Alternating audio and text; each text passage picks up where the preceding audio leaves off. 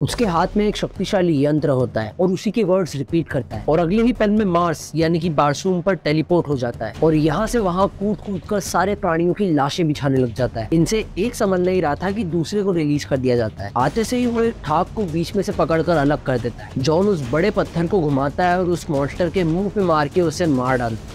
Movie की शुरुआत में हमें एक रेड प्लेनेट बताया जाता है जिसे हम मार्स कहकर पुकारते हैं। हमें लगता है ना यहाँ हवा है ना कोई जीवन, पर हम गलत हैं। इस प्लेनेट का असली नाम बारसूम है। यहाँ जीवन तो है पर धीरे धीरे सब खत्म हो रहा है और इसके पीछे इस खतरनाक सिटी जोडेंगा का हाथ है। इनके अपोजिशन में इनके जितनी ही ताकतवर सिटी हीलियम खड़ी होती है और 1000 सालों से इस विशाल प्लेनेट की सुरक्षा कर रही होती है। एक दिन इस इविल सिटी जोडेंगा के रूलर को तूफान में घेर लिया जाता है। उनकी शिप पर मिसाइल से हमला किया जाता है। पूरी शिप में पैनिक मच जाता है। सब अपनी पूरी जान लगा रहे होते हैं वहाँ से निकलने के लिए। वो नीचे से आने वाली शिप से लड़े, इतनी देर में उन पर ऊपर से वार कर दिया जाता है। अब उन्हें चारों तरफ से घेर लिया गया है और आज उनका खात्मा पक्का है। फिर भी वो शोर मचाते हुए लड़ने जाते हैं। इतने ही देर में ब्लू कलर की मिस्टीरियस एनर्जी आकर उनके दुश्मनों को चुटकियों में तबाह कर देती है। फिर जोडेंगा के रूलर के पास 3 शक्तिशाली आदमी आते हैं, पर वो बेवकूफ उन्हीं को खत्म करने की कोशिश करता है, लेकिन ऑब्वियसली वो नाकामयाब होता है। वो उसे बताते हैं कि वो थॉन नाम की गॉडेस को सर्व करते हैं। हमारे आदेश पर चलो और पूरा बारसूम तुम्हारे नाम होगा। फिर सीन कट होकर हमें धरती पर न्यूयॉर्क सिटी में ले जाया जाता है, जहाँ तेज बारिश में जॉन कार्टर एक आदमी को इस भीड़ में चकमा देकर भाग रहे होते हैं। इस प्रयास में कामयाब होकर जल्दी से वो एक पोस्ट ऑफिस जाते हैं और अपने भतीजे को एक लेटर भेजते हैं उनसे आकर मिलने के लिए। ये पोस्ट पढ़कर इमीडिएटली उनका भतीजा रश में न्यूयॉर्क आ जाता है और आकर शौक में जॉन कार्टर के लॉयर से मिलता है। पर जब तक एडगर वहां पहुंचा था, जॉन कार्टर ऑलरेडी मर चुका था।